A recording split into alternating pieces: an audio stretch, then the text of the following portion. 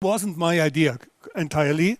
I saw a presentation from my colleague, Maxime Jean-Mougin. He's a colleague now, he was hired by Autodesk. He did a presentation back in last year at the GDC, and he was a technical artist at Platinum Games in Japan. And he presented a way to build procedurally buildings for games assets basically. And he showed some images of this procedural generation. So you take a simple block here and you have a recipe in Bifrost and it builds the thing automatically. And then when you resize the block, it rebuilds everything with, you know, the same sizes, etc.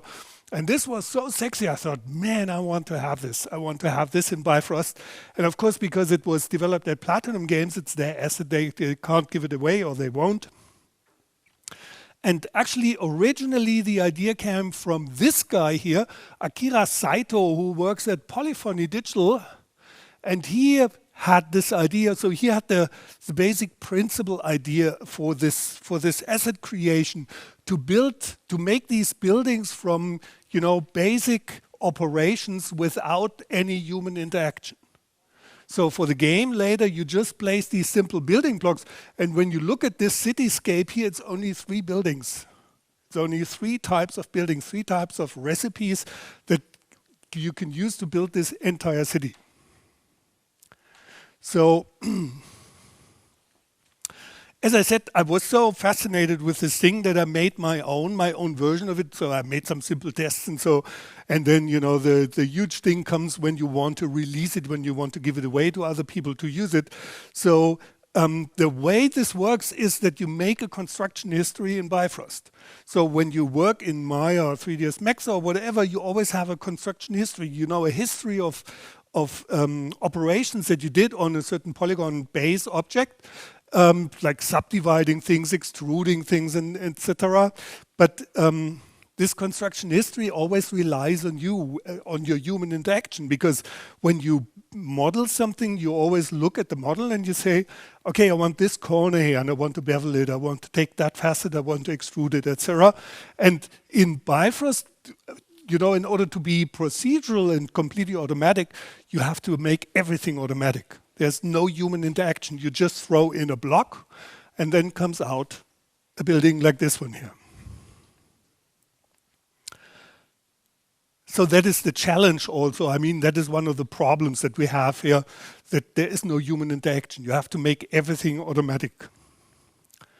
So at the moment, this thing is mainly for architectural models. So it's mainly for buildings, for skyscrapers, which have lots of regular subdivisions in 2 axes and some you know, extrudes, and all these windows here can be built procedurally pretty easy. So I wouldn't try to build something organic out of it, which is currently not the way to go. So what's the workflow here? You take a simple building block. So imagine you have a cube, and in this case, I did a bevel here on the side that should stay like that. I want to have a bevel that is some sort of detail that I want there. And then I subdivide the whole thing in one direction and subdivide it in the other direction, and some portions of it are extruded. So you see in the list of operations, the multicut is the most important here. That is the one that makes, you know, this structure of the building. Horizontal and vertical cuts. And then extrude and instance are the 2 next important operations to say, okay, we want to extrude some of these rims here, we want to extrude them out, we want to extrude the windows a little bit in to give it a 3-dimensional look. And then instance is there to build in some detail that you cannot model using the system here. So you model it by hand, and then you say, okay, here we have balconies, for example. We just spread them over the whole thing. That's the geometry part. But of course, as I said, the other part is the selection. So here we have the nodes that are there for the geometry part, and you build something like this, a construction history, which means from node to node to node, you hand over this polygon object, the resulting polygon object, and then you say, here's a thing, do something else with it. So these blue lines here between the nodes, that's always the object. And it can become quite complex, so it's a good idea to label everything when you work in Bifrost. After a while, you find out, I'm losing track, I don't know what I'm doing here, so you start to label the whole thing. That's a good idea. So the next important thing here is the selection. How do you select things? So when you have building blocks, there are certain methods to select stuff. And for that, I had to introduce something called face tags. It's similar to the component tags in Maya, but easier, simpler. The face tags in Bifrost are exclusive. You can each facet can only have one face tag, only one name, and you can assign these names and you can collect faces and then say, okay, on the faces with this name here, I want to apply an operation. That's how you select stuff. And you see here the operations. There are selection by normal, for example, all facets that point in a certain direction, anything randomly or in a certain area or stuff like that. Good. So it's also a number of operations for selecting objects here. As I said, it's not interactive. You can't interactively select something.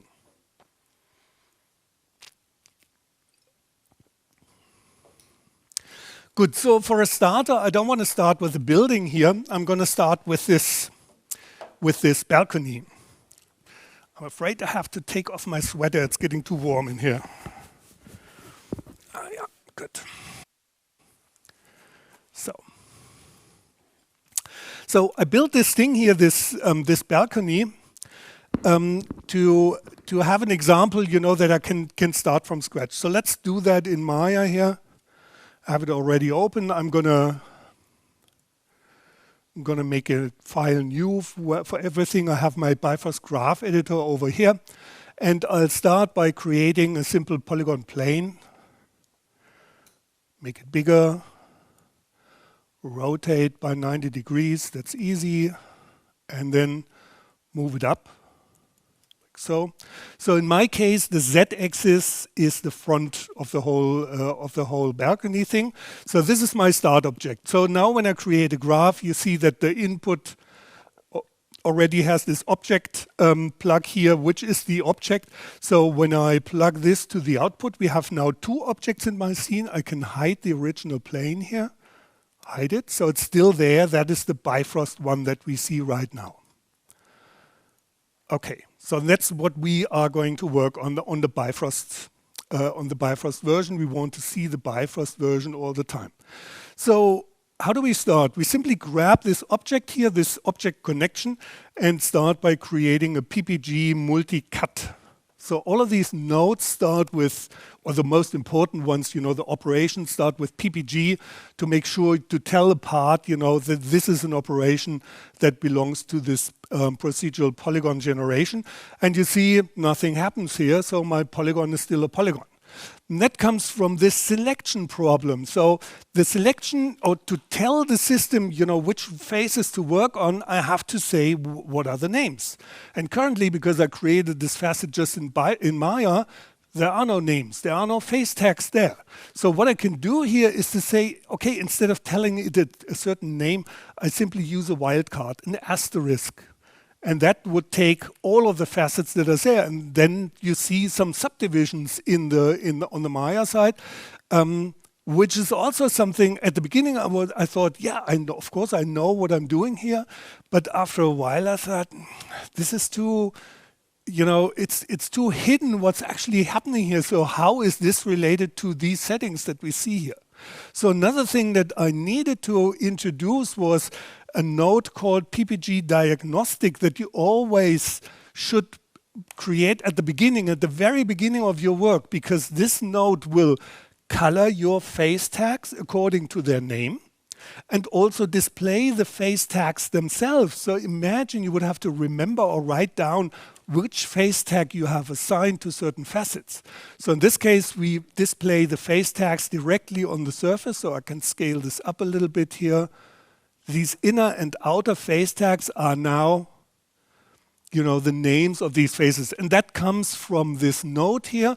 So first of all, this little red arrow here, that is the selection that we have here. So we are subdividing this polygon and we have to decide what's the direction. Okay, it's a four-sided polygon. I can say in the U direction or in the V direction, but it gets more complicated when I say, for example, and I'm picking this original plane here and unhide it again, when I say, hey, if it's not a rectangular polygon, maybe this edge here is longer, and you see it re-subdivides itself when I make this longer.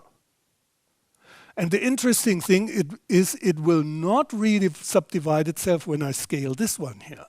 So I have selected this edge down here. And selecting an edge is a good way for many operations to say, what's the direction, what's your rotation axis, what's the upright, etc. And we do that with this section here, the edge selection. So at the moment, we are using the direction vector, which is a down vector. From the face center downwards, we say, okay, which edge are you seeing there? So when I rotate this object here, this base object, then you will see that the direction of subdivision will flip, depending on what's the edge that is the most on the bottom of the whole polygon. So this is a very cool way. Again, not my idea. That came from Maxime Jean-Mougin. He showed it, and I thought, yeah, of course, that's the stuff that we need. Okay, what other settings do we have here? I can say, instead of the edge that we select by this down vector, I can say take the next edge, okay?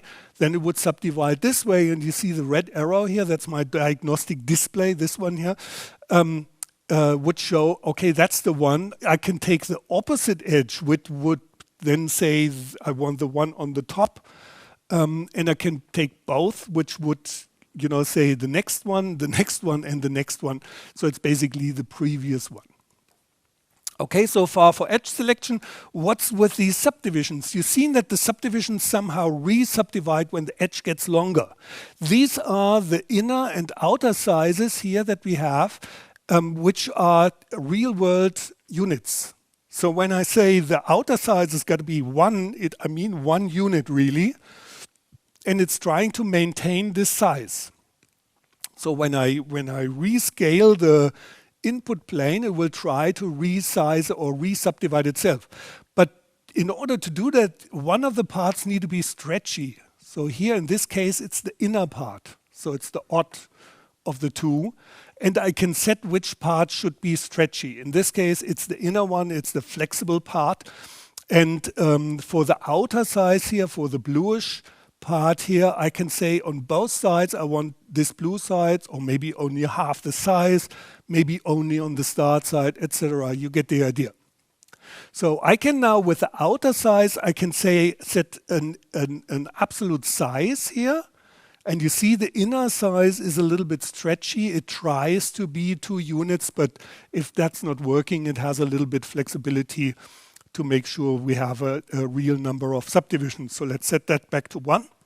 And I can also say I want to have a fixed number of subdivisions. So if I just want to have 1 subdivision, I will only have an outer on the side, and the middle one is stretchy, so it has to rescale. And that's very helpful to do our balcony here, because I can say I want to have the next axis here. Maybe remove the scaling tool. I want the next axis, and I only want to have a subdivision at the start side. So this is our base for the balcony. What's with the label here? You see that it tries to inherit the source text. There are no source text. That's why there is an underscore in front of the name. So let's turn that off. The colors change because the colors are dependent on the name. I'm using the name to select a certain color so that this color flipping when you change something is at a minimum. So all that you don't touch will keep their color, and so you know where you are. Okay, so we call the outer one here, that's my B, I call it balcony, and the inner one, I call it A for the apartment. That's for later, we're going to do that later. And now I turn off this red arrow, and that is my first step. And you will see me do that a lot here, shift the diagnostic to the side because I want to add another node. So now I'm going to do an extrude, PPG extrude. And what's the name, or what's the face tag that I want to extrude? Oh, I called it B. Here's my extrude. So I can use the distance here. You will notice there's no edge selection here because for extrude, I don't need an edge. I need names. So for the extrude face itself, I call it, I don't know, B maybe. And for the sides, I call it S. I make the name super short because after a number of operations, especially when you inherit names, it's going to be very long and I don't want to type too much. So I have these two. And then the next operation, I want to cut the top of the balcony. Yeah.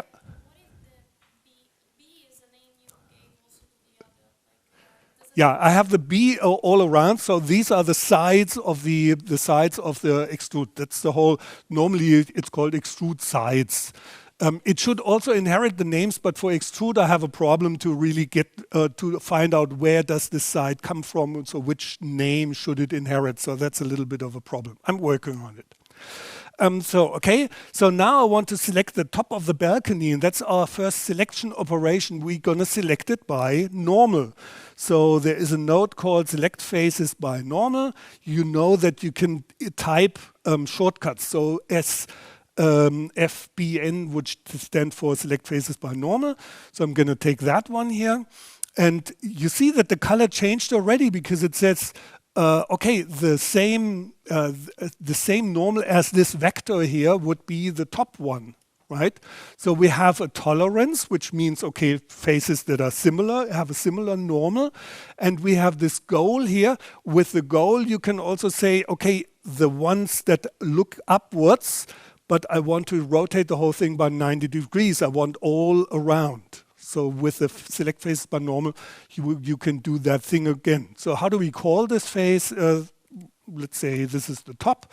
And now I can, for the next operation, I can make an PPG multicut and say I want to cut the top. Bang. And in this case, the direction vector is not working because the direction vector is downwards. So we should choose, the z-axis because that's the one that works here, like so. And I want to do a next edge because I actually want to just at the end of the balcony, I want to make one strip.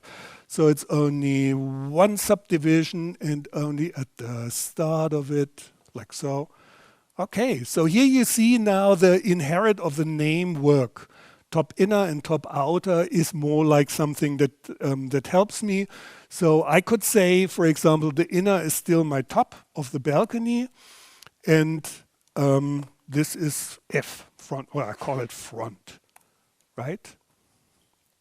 Turn off the diagnostic display, shift the output away. I do that all the time. So, and another one, I want to cut the top on the sides. So the rim or the handrail goes around the balcony, and I want to cut both the top and the front.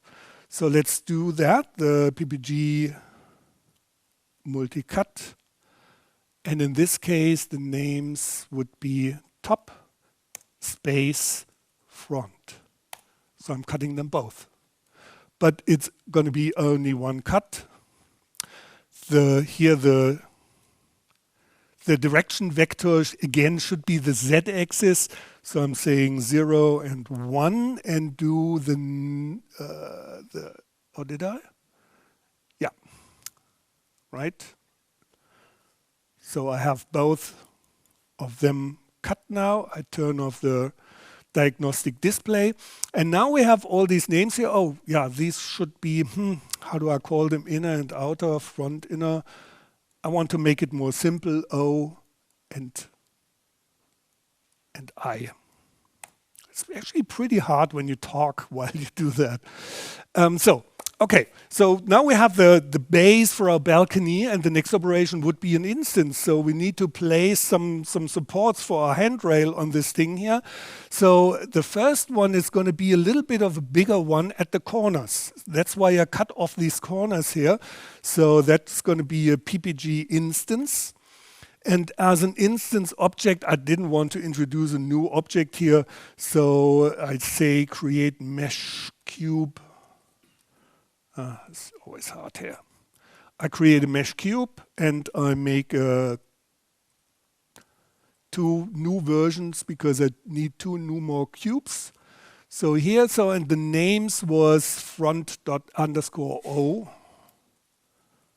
front_o. So here's my cube. And of course I need to place them. So instance has some transformation settings. So here I can say, and you see these little coordinate systems here. So the Z axis is sticking out here. So in Z I would place it upwards, and I place it upwards 2.5 units and make it 5 units high, so that we have our thing here. And the other two directions, I'm going to scale it down like so. You see that that's why it's black here. It deletes the original face, it deletes the source face, and I can turn that off with this one over here. Okay, 2 side supports. Now how do we create all of these little supports? And that is an operation called PPG multi-instance. Multi-instance saying, hey, I want lots of them, so that's front_I and top_O. Front_I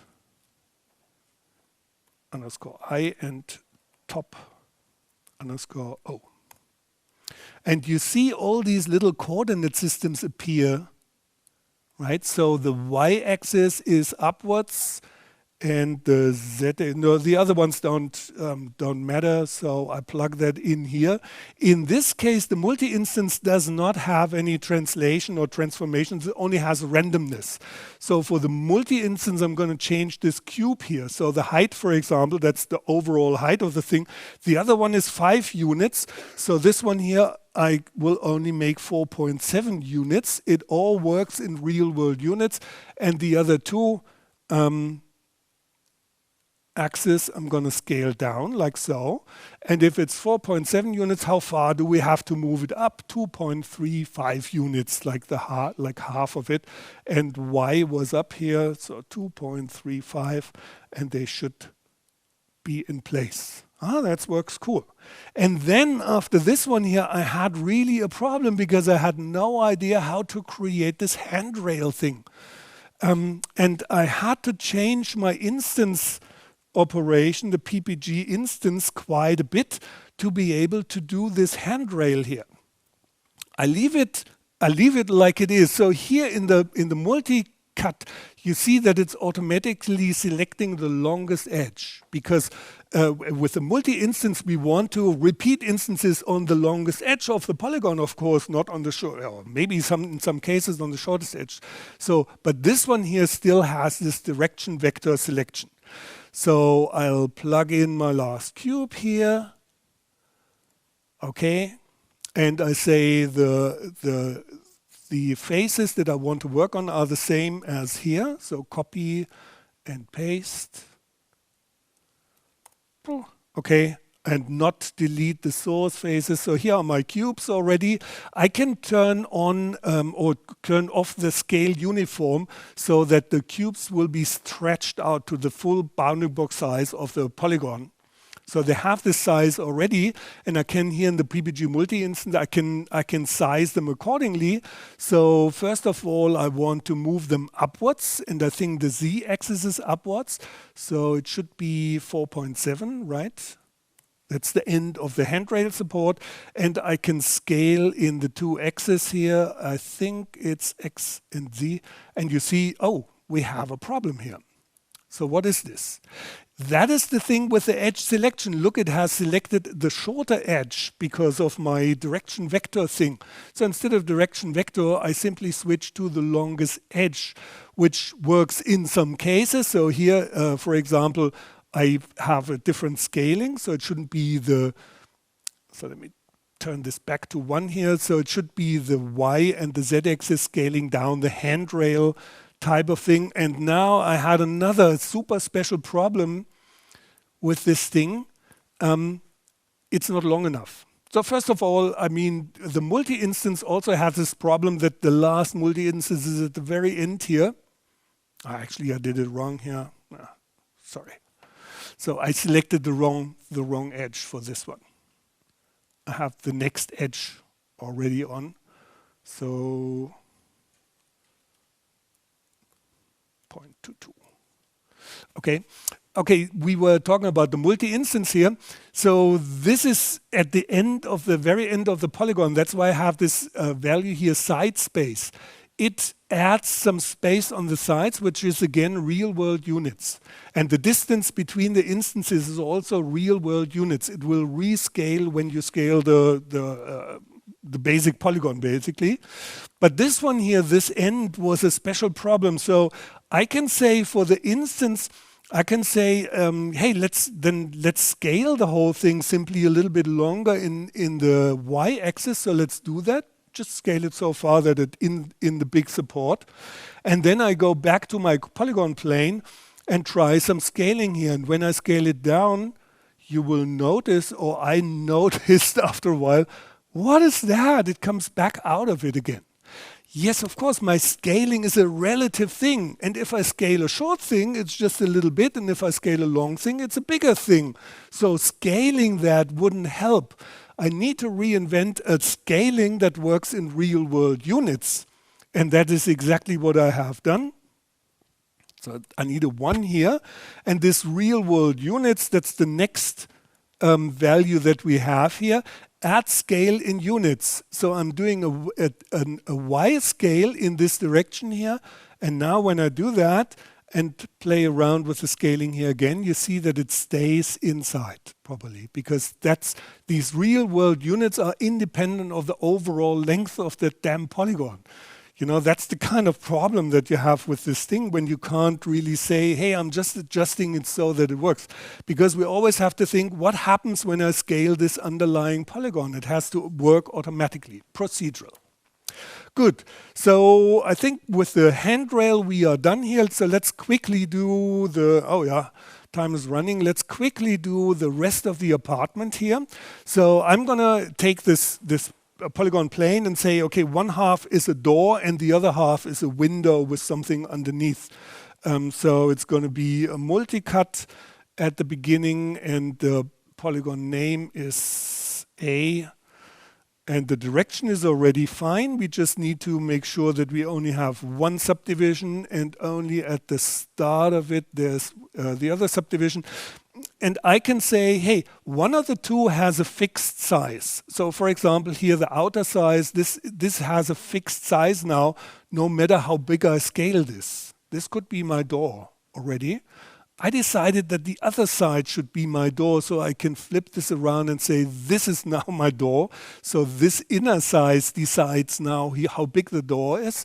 And I would say, this inner size, that's now my door. And the outer size I call win or window or so, because I will re-subdivide that again, PPG MC for multicut. And, you know, the name here is win. And we want to change the direction of subdivision, and we only want one subdivision and not double-sided, but single-sided. And what if I don't want to have one fixed size? So this size here is now fixed. This would be my wall portion, and the upper part would be my window portion. What if I want to have them relative all the time? Well, here under fixed subdivisions, you can define ratio sizes. That means, you know, the ratio when you set this both to the same value, then they have the same size all the time, even when I scale this. See, this is now the ratio size. And again, I need to define the window. That's my win portion or window. And the outer one I call simply wall, for example.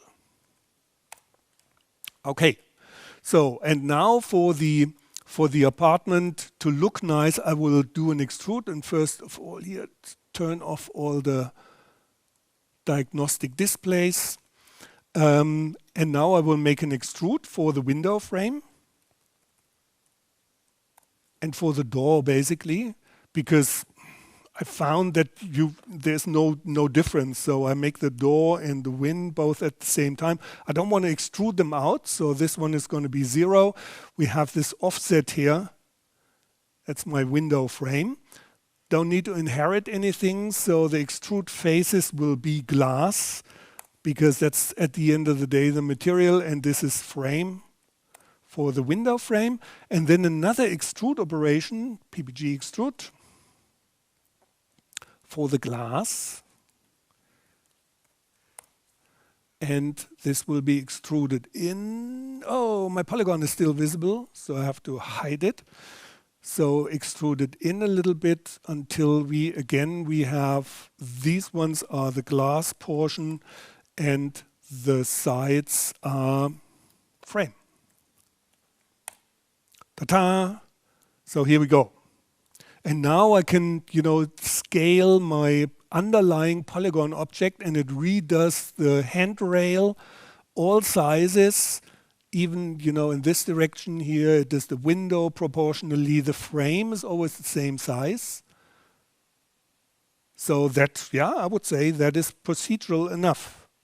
So that's my construction history.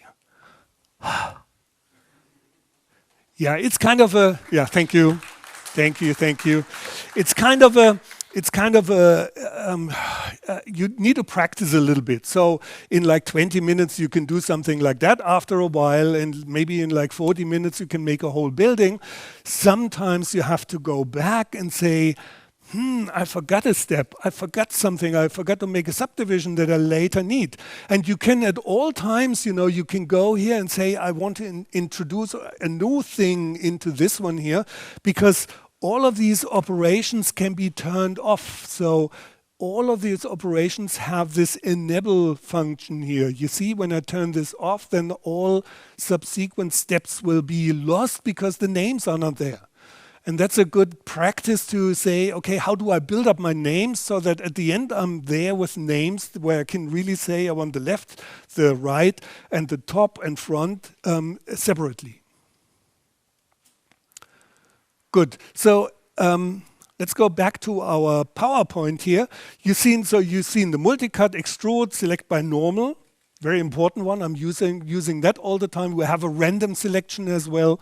We have multi-instance and instance and the diagnostic display. Without this diagnostic display of the tags, you're completely lost. Right? So, and that's important. You have to install the print pack. I have a compound pack called print pack that allows you to display these tags on the faces directly. Here's another example. Actually, what I'm trying to show with this one here, so what I'm trying to show with this one here is that when you have different recipes for the buildings, you can make a compound out of it. Look in these, this is the construction history for one of the buildings, and when I go up, it's just this one here. And I put a few of the values like extrude depth or cutting sizes, I put on the on this compound so that I can later change that. So for this building, for example, we have the corner size. I can change the corner size up front on my compound here. So here we have wider corners, for example, or maybe the top and bottom strip. How big do you want them? And the floor height, how big do you want that? So these kind of values you can put outside of a compound and then say, here's a certain building, here's a certain type of a building. And I have three of these very simple building blocks here, these ones, and you can turn off shading, but they will still render. That's a little bit annoying. So you see them only in wireframe, but you have to hide them before you render. So I can simply say, I want this building block here is supposed to be another building type, and this is also supposed to be another building type. And I can put that on the side here, and I can then later say, hey, let's scale that up and make a taller building out of it. It will re-subdivide itself, very much like the balcony when you scale it up and down. These ones here, and you wonder what's the diagnostic display here. Diagnostic display comes up with random colors. So it simply says, let's spread out some colors. where you can see the differences, and that's good enough. So I did the same mechanism. It's one shader, but different colors. So I'm manually assigning a darker gray, a lighter gray, and a white to certain parts of the building to, show it this way instead of the diagnostic colors. But it's still only one shader. That's what we see here in this image. Here it's the one shader with the different colors. So yes, you can render these things. You can render the diagnostic shader even, or the diagnostic colors. And we will talk about rendering a little bit later. Here's this example of that whole building, and I think we have time to quickly step through these steps here, and I show you some of the things that I had to learn because I've done that many times before I actually got there and had the final building, because I always did something wrong and I ended up with where I said, no, it's not working. So let's have a look at how this whole building can work. I have here the original block that I had there, and I actually can hide the Bifrost graph editor here. So this is my original building block. It's a cube, and I did a bevel on the side, and I also did an extrude and a cut here, because when you have a bevel and you extrude, you end up with an 8-sided polygon. And for multicut, at least, I had to filter out the 4-sided ones because it does not work with triangles or n-sided polygons. It works only with 4-sided polygons.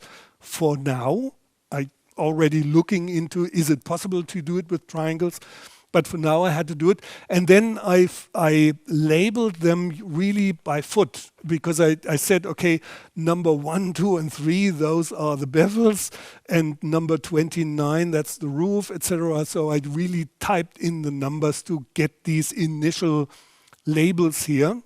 And I can start the whole process by using the step number 0. So here we go now and say, my first operation was to extrude the penthouse, because I couldn't wait. I want to see the penthouse here. And the second operation was to extrude out the roof a little bit and to extrude it up and scale it in. This is one operation here, the roof, extrude it and scale it in with the offset value. So that's, we are done there. And then one more operation to cut and to say, hey, this penthouse has windows already. But just because I couldn't wait, this is the easy stuff. I said I want to make that at the very beginning. And then we start with the rest of the building. And what I do here is to say, I first make the big segments of the building. So if the building has a floor level or a street level that is different from the whole rest, make that first. Make a cut first and make sure that you have proper names for that, because you will later need to address this. And then we cut the main body again into larger floors here. So there's an extra floor up here and there's an extra floor up here, and we also need to make rims around it. But before I do these rims, I make another cut. So this one here is a larger floor. It's like the ballroom floor. I don't know why architects do this kind of stuff. And the body, that's the scalable part here. And with all of this, you have to always think, what's the scalable part later? When I scale the building up and down, which part is flexible? Maybe all of them, maybe they all should scale in a relative manner, but in this case, the body, this pink part here in the middle, that's the one that will scale, and the rest is kind of inflexible. So then I start to make these rims here, the balcony, one cut around the balcony, more because I can. I was happy that it worked so fine. And then I make on the body, I make these other ones here. These strips here, I can address them both at once and make a rim. And now I'm calling the rim all rims because I can extrude them all at once. That's fine. It's also something that you need to learn. When is the point when I can say now it's all together? So I can put that all together in one bucket. And here's another one, another cut to make this single one. So when you have one strip, you can make two subdivisions, one at the start and one at the end. But for another single one, you need to make another operation there. Okay, we have all these cuts here. And Now I can cut the body part into the floors. These are the ones that scale. When you scale up the building, you know, you have more subdivisions. And I think now is the moment when I do the vertical cuts. But I don't have to do these window strips here separately. I can make the same cut through the whole building in this case, because I want these subdivisions be the same as this and same as these ones here. So I say I want to cut this strip by using wildcards and, you know, the name description, and say, okay, I cut them all at once. And this is the moment when I need to open my graph, because I need to switch to turn off the labels when it becomes too many. It's actually not nice, so let's turn it away. So here you see we even have, and that is a special operation here. You see that this one here is not subdivided. So with this window size, I get exactly one subdivision here on the bevels, which is lucky. Was my lucky thing. Otherwise, I would have to do an extra operation just for the bevels to make sure there's only one window there. And in the next operation, I'm subdividing the windows. So make a small strip in the windows, but not on the bevels. So you can tell these ones here have different names so that they don't subdivide with this small strip in the middle. And then, you know, we can start to extrude the windows a little bit in. We can start to extrude the rims outwards. Now you can see here why I had all these rims. I can start to extrude this rim around the penthouse level. And it could be also a balcony, something like that. I'm extruding strips, vertical strips out of the building. You know, that's where it starts. You have to look at architecture, how they do it, you know, which parts come out the most, which are the supportive parts of the building, and so which you want to extrude. So when we go closer here, you see that there's a 3D shape in there. And the floors come out a little bit. And then finally we start with the instances. So this one here are instances. Because I cannot build with my procedural polygon thing, I cannot build an arch window. Or a round one here. I also have built a round one. So this is something I built by hand and then simply instance. It can be a balcony, a complete apartment unit with an open window or closed window or stuff like that, or people standing on the balcony. Yeah, you can do that. And then the most complex one is the one on the street level here. Just because I like this example from Maxime, I found this so sexy. Hey, you can do that stuff procedurally. That's why I built it. This is actually, and I asked him, you know, where does this building come from? What are you using as a blueprint? And he says that's the Washington building in New York. In the south of New York, when you Google that, you find the Washington building. And it's really, it has these things on the street level, and the whole overall structure looks very much like that one here. Good, so now let's play around with the underlying base cube here. I'm not scaling the cube. I'm using the size of the cube here to size the building. And you see it re-subdivides itself. It becomes a bit slow because you can tell that it has to do this construction history over and over in each frame. But it works nice. So you can have a big building. You can have a taller building or a less floors. And the best thing of all of it is I can now say, hey, I have a different polygon surface object here. Just let me move it to the side so that you can see a different size of a different shape of the building, and I can plug that in at the very beginning. Come on. And you see it's a huge construction history, and now we have this building. Again, completely resizable. I can shape the whole thing. This one doesn't have bevels, so the bevels are not there. No operation. Names are not there. Good, so that is that one. And a few things, as I said, plan ahead. Make a drawing, you know, how do I want to subdivide my building? When you look at how the architect structures such a building, it becomes clear how you start with that thing. Label the steps. That is something I always do too late. And unite things as soon as it's possible. When you say, okay, these things will now be, from now on, be treated similar, like same material or same operation, then label them similar. It's much easier. What about rendering? Here you see a rendering with a diagnostic shader. So it works out of the box. It's one shader. It has point colors here. And yeah, you see point colors actually should interpolate. That's the bad trick here. So for these colors, in order to make these colors, I'm separating the polygons. I'm really separating them. So the whole thing is not deformable or so. It's all separate pieces. It's no closed surface. You can, of course, do it as soon as you use real shaders in Maya.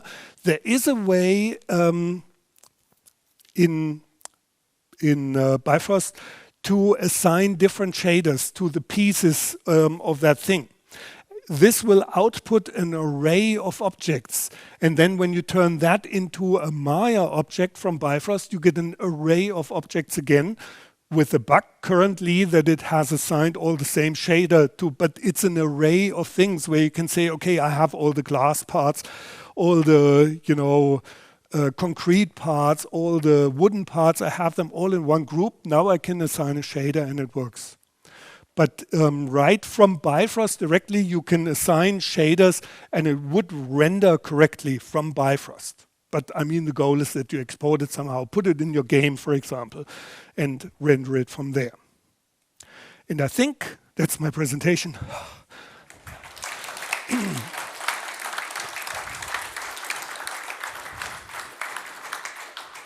Do you have any questions?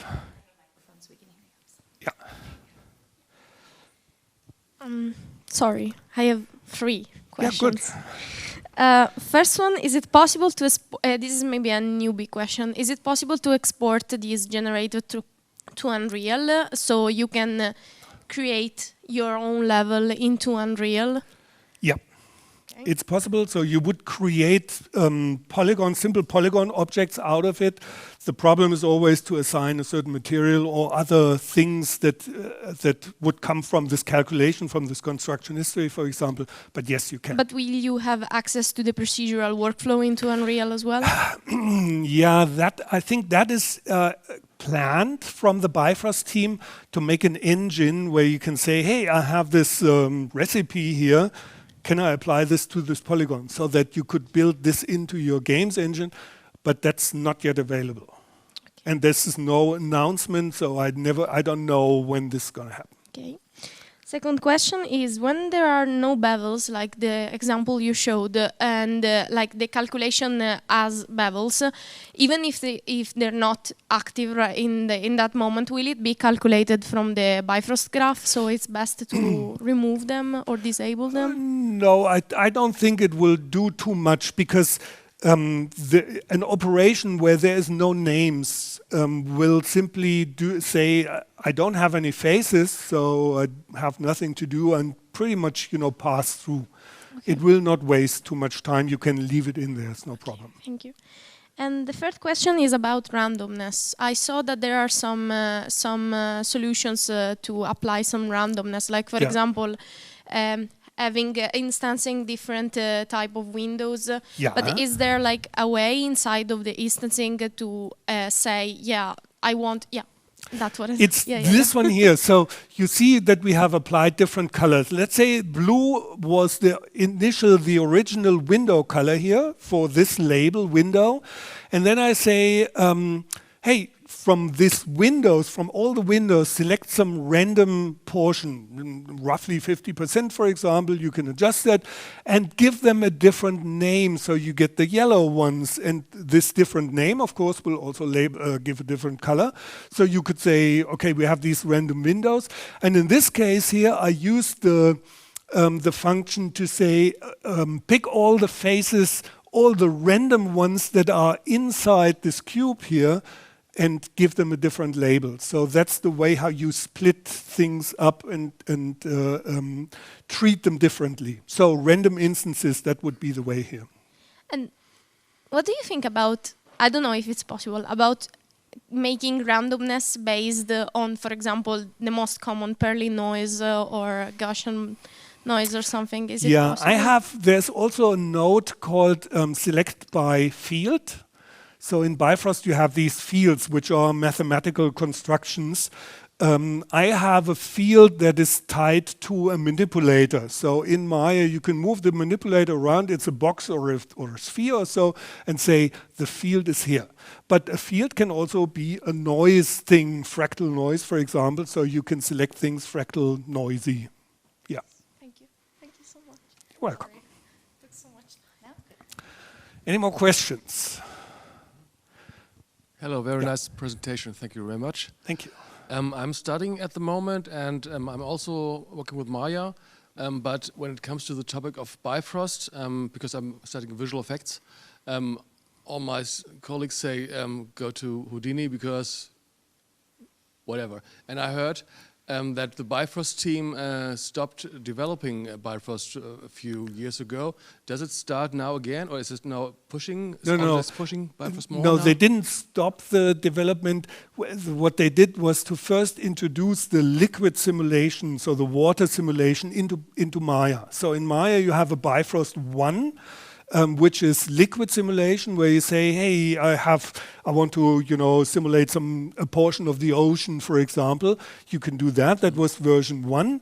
And then they all the time they were working on this graph thing, on this programming thing, which works similar to Houdini. That's Bifrost 2, the version 2. We are currently having version 2.7. Which extends a bit more into polygon creation and that kind of stuff, but it's still being developed. I can't say too much about the difference because I don't know Houdini. Yeah, the question is because I think it's not like 2 days investing time in Bifrost to know Bifrost. It takes some time to get good in it, I think. So because the cool thing is it is within Maya, and the bad thing is what she said also, that it's not possible to get the output in, for example, Unreal, and to change values there at the moment. So that is definitely what they see in the Bifrost team, and I assume that was the idea behind putting that on the agenda. We want this evaluation SDK where you can build it into your game engine, of course. Yeah. Okay. Currently we don't have it, and I don't have any idea when this would be available. So if you need it now, you would have to go Houdini. Yeah, I'm still studying. I can choose. Yeah, you mentioned one thing already. It's available in Maya. So if you work in Maya anyways, then Bifrost is a good choice. Apart from that, I don't know Houdini enough to really tell the difference. I had people who are laughing about Bifrost and say, Houdini is so much better. And other people say, now that I see the buildings, I didn't know that this is possible in Bifrost. Yeah, now it's possible. It goes on, the development goes on and on. Okay, that's cool. Thanks. There was a question over there. Oh. You might pass that down. Thank you for your talk. I just had a small question about, because you showed us that it's possible to apply shaders, different shaders on each cell. How is it if you want to add some textures? Ouch. So for the beginning, I have to say, at the beginning I was very desperate with these polygons. Building polygons was something completely new to me. So what I did at the beginning was a very bad hack to put the polygons together somehow, and they were barely just polygons. So I didn't touch textures at all. From the presentation that Maxime gave, I know that at Platinum Games they had something they call smart textures. So for example, when you have a texture on a polygon like this one here, and you extrude it out, this texture extends over the edges and has to do that somehow in the UV space. I'm not there yet. I didn't touch that yet. If I go on with that development, I will certainly have to go and look at the UVs somehow. And I mean, by subdividing, these UVs are pretty simple. I simply take the original UVs and subdivide them as well. No big deal. But for extrusions, it starts already there. And for instances, yeah, we have UVs already on the instances. Yeah. JP. Thank you, Roland. That was impressive. I just want to say there might be a solution for that, just using procedural texturing. Yeah, so you're not necessarily projecting from 3 different planes. Yeah. Yeah. Oh, that's a question for him. Yeah, it would be nice. It would be nice. I agree with you. It would be nice when it's built in there. That's definitely one of the things on my agenda to support UVs. Hey, I have a question about like the integration with Arnold. Can I like instance as files, ABCs from disk, etc.? Like more refined pieces? No, but it's a good idea, yeah. It's a good idea to, because currently, what I'm currently doing is to say, I grab the whole instance and I do a similar thing that the instancing, the scattering in Bifrost did already. To say, I have this geometry and I put that in my final object as a whole. The instances may have phase tags, and there's an option to say, I want to override these phase tags and just say instance number so-and-so. But you can keep the phase tags of the instances and then, you know, assign materials to those as well. But it's a good point, yeah. Thank you. Any more questions? Yes. Is it possible to export USD from this so we can actually try and Yeah, in Bifrost, it's generally possible to do anything with USD. Because in Bifrost you have USD operations, you can build levels with USD. Yeah, it's absolutely possible. So it just spits out some polygons, and you can say, hey, I want to write it out as a USD level. Yeah, no problem. Yeah, if you're interested, we're showing that stuff tomorrow. So basically, I'm showing how you can build a procedural city using USD. So that's tomorrow. It'll be at 11, right? 11 a.m. 10 to 11. So there's going to be 3 of the developers from the Bifrost teams, Arnold team, and Hydra. So it'll be an interesting talk, a little bit technical, I guess.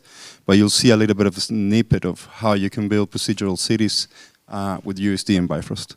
Very good. Thank you, JP. Okay, I want to mention one more thing here. First of all, thank you very much for your patience. I hope that you like this talk and you spread the news. Hey, you can make buildings in Bifrost. We have a student mixer this night that's in your bags at the Waranga at 5:30 this afternoon. So if you want to attend, just come by, see you there. Thank you very much.